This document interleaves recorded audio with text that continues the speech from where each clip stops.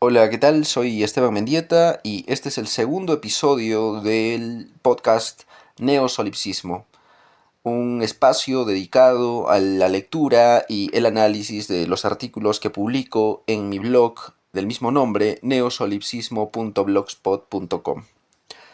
Ahora corresponde la lectura de este artículo que he publicado recientemente, que es el significado ad infinitum, una continuación del primero, que es el mundo ad infinitum. En esta ocasión solamente voy a realizar una lectura, voy a tratar de no decir más porque me he esforzado porque el texto sea lo suficientemente claro y no requiera de un comentario extra. Esto para, pues, procurar ser más breve, ¿no? Y decir cosas innecesarias o redundantes. Entonces empiezo con la lectura. Cito un, supongo, verso de Arthur Rimbaud.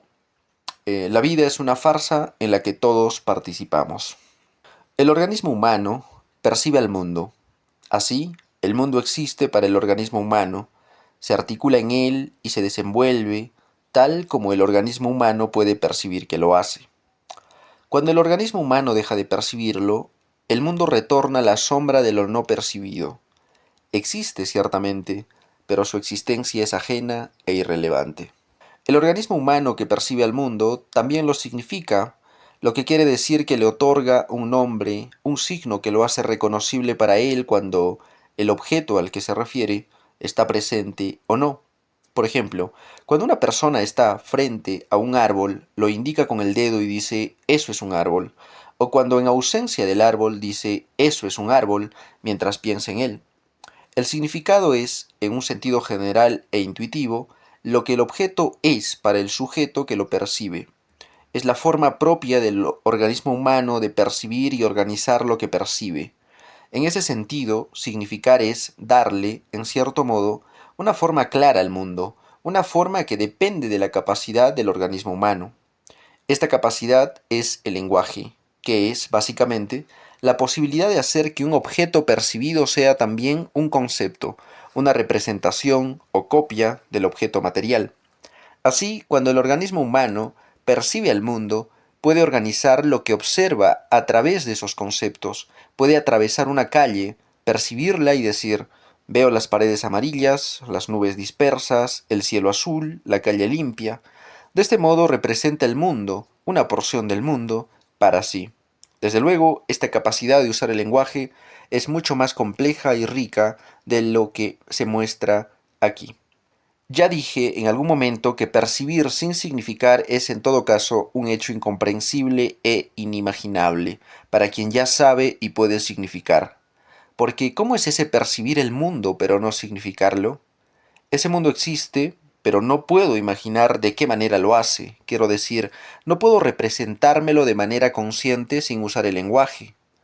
Una persona no piensa todo el tiempo, es decir, no usa el lenguaje en todo momento de su existencia. Hay instantes en los que el organismo humano simplemente percibe al mundo, no lo nombra, no juega con los conceptos que usualmente se desprenden de los objetos.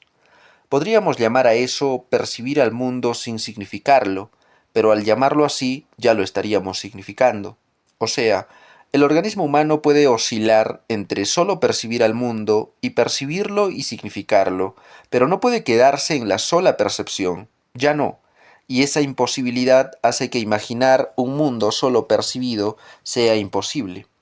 Quizás un intento de hacerlo pueda mostrarnos un mundo de estímulos que solo podemos llamar formas en sí mismas y amorfas fuera de sí, con las que interactuamos del modo en que estamos predeterminados biológicamente a hacerlo. El organismo humano necesita volver a usar el lenguaje para ordenar o terminar de ordenar el mundo que percibe. Pero, ¿a qué me refiero cuando digo significar al mundo? A nombrar a las cosas que lo conforman, a sus propiedades y a las formas en que éstas interactúan con las demás cosas, a identificar sus regularidades. Me refiero a representar conceptualmente el mundo sensible. Si bien esta representación o significación es una tarea que corresponde al organismo humano como individuo o sujeto, Este lo realiza con un lenguaje que es una tecnología elaborada de forma colectiva y que le fue proporcionada dentro de un contexto particular para que pueda precisamente dar sentido a lo que llegara a percibir, pero además organizar aquello de cierto modo para conducirse a través de él de una manera específica. Es decir, cuando el organismo humano significa al mundo, lo hace con un lenguaje ajeno a él, no podía ser de otro modo, y para comportarse de una determinada manera. El mundo significado que el organismo humano tiene frente a él es uno predeterminado, configurado antes de su existencia y que atiende a un propósito que su condición solo puede satisfacer de forma parcial, la continuidad de la vida como fenómeno. Si el mundo no percibido es oscuro, ajeno e irrelevante, y el mundo solo percibido es amorfo, el mundo percibido y significado es predeterminado, es decir, su forma real, que no conocemos, es vaciada en un molde que existe previamente. De este modo, el mundo significado es uno cuya representación o cuya presentación sirve, en primer lugar, para que el organismo humano se conduzca por el mundo y en segundo lugar, para que lo haga de un modo específico. ¿Es el mundo significado el mundo objeto? Sí. Una vez que el mundo ha sido significado, no hay modo de devolverlo a la inexistencia, salvo que quien lo percibe deje de hacerlo. De este modo, el mundo objeto adquiere cierta forma particular, pero recordemos que es la que el lenguaje empleado le da. El mundo significado es una representación del mundo objeto y en ese sentido es el único modo en que podemos conocerlo. Si el mundo no percibido existe de modo oscuro y solo percibido existe de manera amorfa, el mundo significado existe solo de la forma en que podemos representar conceptualmente lo percibido. Un árbol no percibido existe, pero su existencia es oscura e irrelevante. Un árbol solo percibido es un conjunto de señales que capto a través de mis sentidos, y un árbol significado es un objeto al que llamo árbol. El mundo significado ahora es la única manera que tengo de acceder al mundo objeto. El mundo en sí mismo, el mundo tal como es, me es inaccesible. Una vez significado, ¿el mundo tiene una sola forma? No. El mundo objeto del que me valgo para elaborar un mundo significado se mantiene, por decirlo de algún modo, intacto. Si el lenguaje que me ha sido dado es un molde en el que ubico y con el que organizo mis percepciones y de esta manera elaboro un mundo para mí, puedo detenerme a observar el molde y preguntarme por qué tiene precisamente esa forma y cuál es su propósito. Se trata de una aventura crítica porque lo que tratamos de hacer es preguntarnos cuál es la finalidad de que signifiquemos tal como nos enseñaron a hacerlo. El mundo no tiene una sola forma. Para un no existente el mundo no existe. Para quien solo lo percibe es amorfo, y para quien puede significarlo tiene una forma específica, pero no es la forma del mundo en sí. Hay un nivel en el que podemos admitir que el lenguaje capta al mundo con fidelidad en función a la disposición de nuestros sentidos, el nivel científico, aquel que busca describir y explicar la existencia e interacción de los objetos, por ejemplo, significar el objeto llamado árbol, su composición, funcionamiento, ciclo de existencia, propiedades, etc. De este modo, tal objeto puede ser conocido y este conocimiento puede ser transmitido a los demás. Así, el mundo queda, en cierta forma, mostrado. ¿La ciencia puede mostrarnos al mundo en sí mismo? Puede mostrarnos el mundo tal como puede verlo cualquier organismo humano, pero no el mundo tal como es realmente, porque la realidad que nos es posible tener está determinada y mediada por nuestros sentidos. Pero para el tema que me ocupa, es un mundo insuficiente. Decía que podía preguntarme por la forma del molde en donde coloco mis percepciones. ¿Por qué significo el mundo tal como actualmente lo hago? ¿Para qué lo significo así? Soy un organismo. Existo, percibo el mundo y necesito significarlo. Lo hago porque necesito hacerlo. ¿Para qué? Para seguir existiendo. Soy poseído por una voluntad de vivir que me impele a seguir viviendo, hasta que eventualmente ya no pueda. Y para hacerlo necesito adaptarme y por tanto comprender qué es aquello que me rodea. Para eso uso el lenguaje. Observando un poco más, puedo ver que organismos semejantes a mí dejan de existir, se apagan y desaparecen, ya no son. Entonces comprendo que también me ocurrirá. Ahora soy y después no seré, y conmigo el mundo. Si el mundo existe porque yo lo percibo y significo, mi extinción lo devolverá a la oscuridad y la irrelevancia. Será un mundo del que, en cualquier caso, tendrá que ocuparse otro, si acaso es un deber en sí mismo hacerlo. No es que yo quiera que sea así, es que el mundo funciona de ese modo. El mundo objeto, oscuro, ajeno e irrelevante, posee una existencia mínima que en realidad no funciona si nadie lo percibe. Sencillamente ese mundo no existe ni necesita existir. No es. La cuestión es que todos los organismos humanos que existen hacen de ese mundo objeto un mundo que existe y significa. Puesto que organismos humanos nacen y mueren, numerosa y simultáneamente, el mundo logra existir y continuar por ellos o a través de ellos.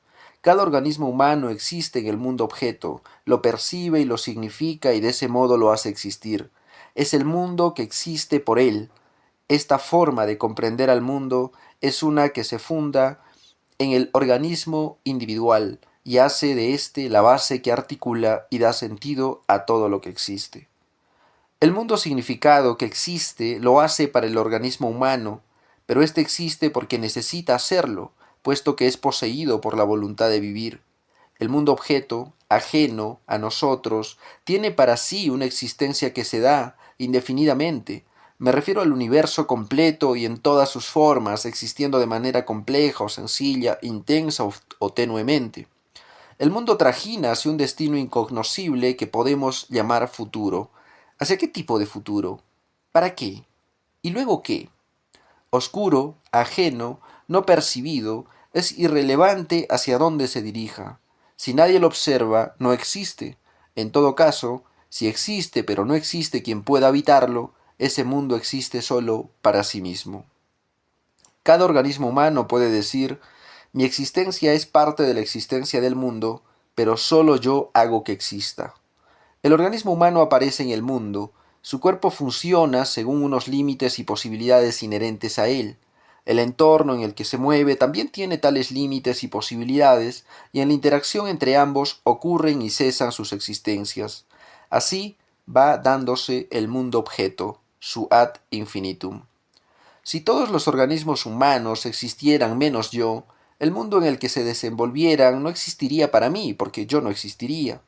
Ese mundo sería oscuro, ajeno e irrelevante para mi no existencia. Existiría para sí misma como un objeto y para cada organismo humano que lo significara de cierto modo. Es lo que ocurre. Conformamos una multitud de organismos humanos que percibimos y significamos un mundo objeto que existió y existirá más allá de nuestras existencias, pero del que una vez extintos no podremos saber nada. Para cada organismo humano vino de la sombra y retornará a ella. Lo hicimos existir durante el tiempo que pudimos, pero con nuestra desaparición también lo hará. Que seamos muchos organismos humanos ahora, que compartamos esta época, nos da la impresión de que se trata del mismo mundo, pero no es así. Es un mundo objeto incognoscible en sí mismo, del que partimos para significarlo, cada uno por su cuenta. Un organismo humano es parte del mundo, pero una parte nuclear alrededor del cual orbita y adquiere sentido todo lo demás, el mundo mismo.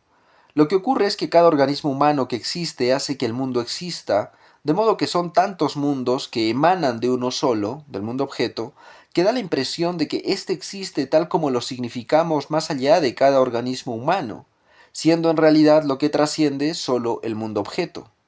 Si apartamos nuestras representaciones del mundo que hacemos a partir del mundo objeto que percibimos, es decir, si separamos nuestro mundo significado del mundo objeto, quedaría solamente el mundo objeto, y nosotros parte de él, solo como objetos, sin significado, oscuro, ajeno e irrelevante. Llamo a esta separación conceptual del mundo significado y el mundo objeto el gran desacople. Es el mundo objeto el que se prolonga, el que trasciende a costa del organismo humano. El significado que cada organismo humano le confiere es un intento de organizarlo para poder sobrevivir en él. No puede ser, un ejercicio desinteresado del organismo humano por el mundo, sino una acción adaptativa, es decir, algo que se hace por y para uno mismo. Usar al mundo, ajustarlo, en la medida de lo posible, a lo que uno es para poder existir y así responder a la voluntad de vivir. En realidad se trata de significar el mundo de cualquier modo, más allá del lenguaje científico que describe el funcionamiento del mundo. Parece ser necesario un lenguaje que le dé un propósito, un sentido que eleve la existencia más allá de su materialidad. Que un árbol sea un árbol no representa un motivo suficiente para contemplarlo y conmovernos frente a él. Ese árbol tiene que significar algo más. Así, la correspondencia de un objeto con su significado, lo que ese objeto puede ser, es, después de su correspondencia material, decir ese árbol, objeto, es un árbol, significado. Así, la correspondencia de un objeto con un significado es, después de su correspondencia material, posible en todos los sentidos. Es decir, el organismo humano está legitimado, solamente por este afán de vivir, para significar el mundo de cualquier forma, con tal que ésta le permita adaptarse al mundo. Es lo que han hecho las civilizaciones hasta el presente. Cada organismo humano ha significado y hecho existir el mundo como ha podido, y así se ha adaptado a él. Luego se extinto, desapareciendo él y el mundo que percibió y significó. Mientras, el mundo objeto se prolonga simultánea e indiferentemente. Pero, en tanto el lenguaje, un particular uso del lenguaje, es transmisible como práctica, ha permanecido en los demás organismos humanos que empezaban a existir, como el aprendizaje de una estrategia de supervivencia. No importa la correspondencia real del objeto con su significado, puesto que más allá del lenguaje científico no existen criterios de validez para decidir que tal objeto significa esto y no puede significar otra cosa. Un objeto puede tener significados ad infinitum. Entonces tenemos el mundo objeto, que es un ad infinitum, que existe independientemente de la existencia del organismo humano, y un mundo significado, que es la creación arbitraria, la construcción de un sentido, de un mundo a partir del mundo objeto. Cada organismo humano configuró un mundo en el que pudiera existir. Lo hizo con el lenguaje que le fue dado, y por ello el mundo resultante tiene la apariencia de algo que es más que lo que el organismo humano se representa para sí. La historicidad, contundencia y fuerza, todas cualidades aparentes, es decir, conceptos desprendidos de un objeto que ya no existe, de ese lenguaje, da la impresión de que el mundo construido con él posee también las mismas propiedades. El organismo humano significa al mundo, cree en su existencia a través de los significados que le atribuye. Este es un ejercicio individual que, a pesar de ser realizado con un instrumento de invención colectiva y heterogénea, implica solamente al organismo humano y que abarca estrictamente el ámbito delimitado por el principio y el fin de su existencia. Que el organismo humano, al significar su mundo, emplee elementos, significados que organismos humanos de generaciones anteriores usaron, no significa que tales mundos existan. Esos mundos, existentes en su momento a través de la representación que se hicieron tales organismos humanos, dejaron de existir en el momento en que éstos se extinguieron, sino que el organismo humano está haciendo uso de los recursos que sus antecesores inventaron, perfeccionaron o tomaron a su vez de generaciones anteriores. El mundo significado que el organismo humano elabora para sí siempre es nuevo y aislado, aunque los recursos con los que lo conforma provengan del pasado y esa proveniencia dé la impresión de que existe una continuidad entre esos mundos y el ahora vigente. Asimismo, que el organismo humano, al significar su mundo, piense en la existencia de los organismos humanos del futuro y que la forma en que significa su propio mundo tendrá alguna resonancia en la de ellos es irrelevante, puesto que aquellos organismos humanos no existen aún, y cuando existan, el organismo humano que pensó en ellos ya no lo hará. Los organismos humanos del futuro, que serán parte del mundo objeto, un oscuro, ajeno e irrelevante para aquel que tiempo atrás pensó en ellos y que ahora no existe, tendrán el trabajo de significar el mundo que les toca para poder adaptarse a él. Que un organismo humano piense en el futuro como un elemento importante de su representación del mundo es un acto tan individualista como el de aquel que piensa solamente en su existencia y en la de sus coetáneos y que incluso rechaza tenazmente la noción de un futuro.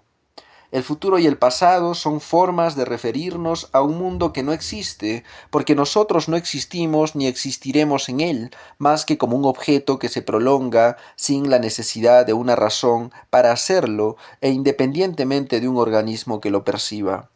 El organismo humano que usa el lenguaje para significar el mundo objeto tendrá que usarlo también para significar aquello que experimente en su organismo al interactuar con el mundo. El procedimiento no es distinto. Así como percibe un objeto árbol y lo llama árbol, el organismo humano percibe algo en su organismo y lo nombra del modo en que ha aprendido a llamar eso que siente. Pero ¿cómo puede estar seguro que eso que siente es eso que nombra como aquello que siente? Es decir, ¿cómo puede saber que esa alegría que experimenta es justamente esa experiencia que le han enseñado a llamar alegría? Esta duda es seria. Si para nombrar árbol a un objeto, éste tiene que ajustarse a ciertos criterios que reúne el concepto árbol, y para hacer ese ajuste tiene que verificarlo a través de los sentidos, algo como percibo un objeto y tengo el concepto de árbol, planta con un tallo leñoso, generalmente de gran tamaño y altura, que se ramifica a cierta distancia del suelo, se caracteriza por tener un tronco principal bien definido, una copa formada por ramas y hojas, y un sistema de raíces que se extiende bajo tierra. Si el objeto que percibo se ajusta al concepto, entonces puedo llamar a tal objeto con el nombre de ese concepto. ¿Cómo puede hacer lo mismo con una experiencia cuya forma solo puede ser percibida, conocida, a través del lenguaje? Es decir, ¿cómo puede conceptualizar una experiencia cuya forma es definida, adquirida desde el comienzo a través de un concepto? Lo que se nombra como experiencia del organismo humano no es su acontecer físico, el proceso químico, fisiológico, etc., sino lo que con el lenguaje aprendido se representa a partir de él. Un organismo humano incapaz de usar el lenguaje humano no podrá reconocer lo que experimenta más que como aquello que su organismo siente. Aquí nuevamente nos encontramos con la limitación de no poder imaginar lo que un organismo humano siente cuando no tiene un lenguaje para significarlo. Este organismo humano que solo percibe lo que siente en su organismo, lo hace fuera de las posibilidades que el lenguaje puede ofrecer. En este sentido, cuando el organismo humano provisto de lenguaje es consciente de que experimenta algo en su organismo, en realidad entra en contacto con un significado que de algún modo se ajusta a una sensación en definitiva inaprensible. ¿Cómo puede un concepto replicar la forma de una sensación si ésta no adquiere dimensiones físicas mensurables de manera consistente sin el uso del lenguaje? ¿Y cómo confiar en que el concepto capta fielmente la experiencia de una sensación si ésta y el concepto en realidad no tienen nada en común que pueda afianzar esa captación, esa copia o representación, y que es validada justamente por esa sensación inaprensible? O sea, que para disponer de cierta claridad de lo que experimentamos, tenemos que creer que tal claridad es posible y que ocurre. Si fuera posible desactivar el lenguaje en nosotros, lo que sentimos volvería a ser esa cosa amorfa que nos ocurre. Es a partir de esa cosa que construimos sin darnos cuenta si no nos esforzamos, lo que llamamos emociones. La sensación inefable es el objeto que observamos, sentimos y que intentamos ajustar al concepto de elaboración colectiva y heterogénea que surgió precisamente a partir de la observación y el intento de definición de esa sensación inefable. El mundo objeto en sí mismo es incognoscible. Sin nuestra existencia es inexistente, sin nuestra significación es amorfa. En tanto que somos parte de ese mundo, su naturaleza es la nuestra. El lenguaje que el organismo humano posee es un instrumento para organizar el conjunto de percepciones que realiza y situarlo en una posición particular desde donde construir el sentido, o si se quiere, el propósito de existir. Como señalé al principio, el organismo humano no tiene la necesidad de conocer al mundo en sí mismo, le basta con conocerlo tal como sus sentidos se lo presentan. El propósito primordial del organismo humano no es conocer, sino sobrevivir. El organismo humano puede verse satisfecho con la manera en que significa el mundo con el lenguaje que ha heredado. Si el mundo objeto adquiere un sentido a partir de la forma que le da con el lenguaje, independientemente de la forma verdadera de tal mundo, considero que ocurre lo mismo con lo que experimentamos en nuestro interior. Quiero decir, sentimos algo que no podemos conocer si no lo significamos. La única vía para aprehender esa sensación es el lenguaje, pero no existe un modo de asegurar que esa sensación es captada en toda su pureza por ese concepto. ¿Cómo saberlo? La incognoscibilidad del mundo implica a todos los elementos de ese mundo, es decir, al organismo humano y su experiencia. Sentimos algo, pero verdaderamente no podemos saber qué es. Le podemos dotar de un significado y legitimarlo y sentirlo como tal, pero no podemos estar seguros de que lo que sentimos es realmente eso que decimos sentir. El lenguaje que posee el organismo humano pone en marcha el mundo que percibe y lo que siente al percibirlo, y eso es suficiente para que él, inserto en un sistema que lo urge a moverse de un modo más práctico y menos reflexivo, pueda sobrevivir. Pero vemos, finalmente, que el lenguaje que el organismo humano posee es uno que le muestra un mundo que pudo haber sido de otro modo si hubiera empleado otro lenguaje, otro juego de lenguaje. Esta afirmación se extiende, creo yo, afortunadamente, a la experiencia del organismo humano, a su sensibilidad. Puede ser de otro modo, puede sentir de manera distinta si usa otro lenguaje, otro sistema de significados. El mundo objeto, el que nos rodea y el que somos, es amorfo después de todo. Existe independientemente de nuestra existencia, pero la forma verdadera en que lo hace no nos incumbe, no puede hacerlo.